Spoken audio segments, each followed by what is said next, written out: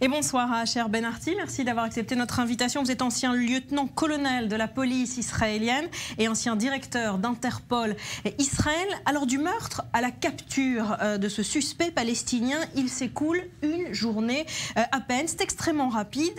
Expliquez-nous concrètement comment, depuis des traces retrouvées dans une forêt, on arrive en moins de 24 heures à retrouver un coupable.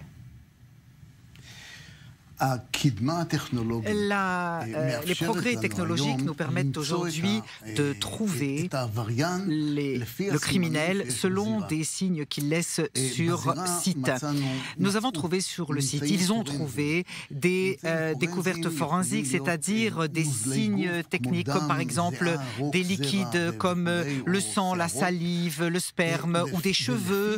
Et sur cette base, on peut déterminer l'ADN et l'adapter à celui qui est déjà dans la base de données d'ADN. Ce terroriste était dans la base de données parce qu'il a déjà été arrêté. Il a été arrêté pour des raisons de sécurité. Ce n'était pas un grand terroriste connu, mais il a été en prison pour action. C'est la première phase. Et ensuite, pour arriver jusqu'à lui, on sait qu'il se cachait dans un immeuble abandonné de Ramallah. Comment font les services de sécurité pour arriver jusqu'à lui ?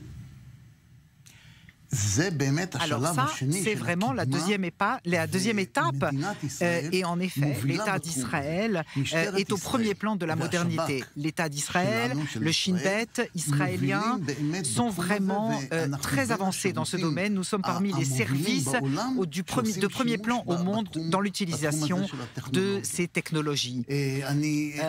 Je dirais 3 mots magiques du renseignement. C'est les renseignements humains, les renseignements sur le terrain, les renseignements on peut trouver par le téléphone cellulaire, par la trace cellulaire, on peut suivre celui qui va attaquer et l'arrêter quand il est en voie d'attaquer. On peut le retrouver après qu'il ait commis un attentat, savoir où est-ce qu'il va se cacher. Et donc c'est par les seguin, c'est-à-dire le signal, les renseignements du signal, et par les cyber-renseignements, nous pouvons là faire des miracles pour retrouver une personne, pas seulement par le terroriste lui-même, mais par sa famille et par son entourage. Aujourd'hui, les terroristes ne peuvent pas se cacher ou disparaître après avoir commis un attentat. On peut les retrouver. Et c'est ce que nous faisons. Alors, dernière question. Dans ce genre d'affaires, vous connaissez ce milieu de près. Comment coopèrent la police et le Shabak? On sait par exemple que c'est la police qui a mené l'enquête et que c'est le Shabak qui a retrouvé le suspect. Comment ça se passe? L'exemple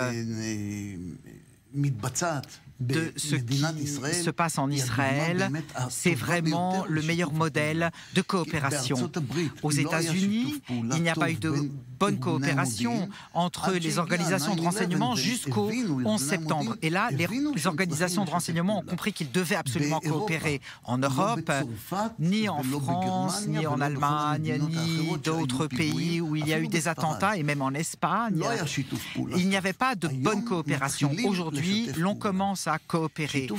La coopération en Israël entre les organismes tels la police d'Israël, dans le cadre de cet attentat, la police de Jérusalem, et les forces d'intervention de la police israélienne et le Shin Bet, il y a une coopération fantastique, magnifique, et cela a permis l'arrestation.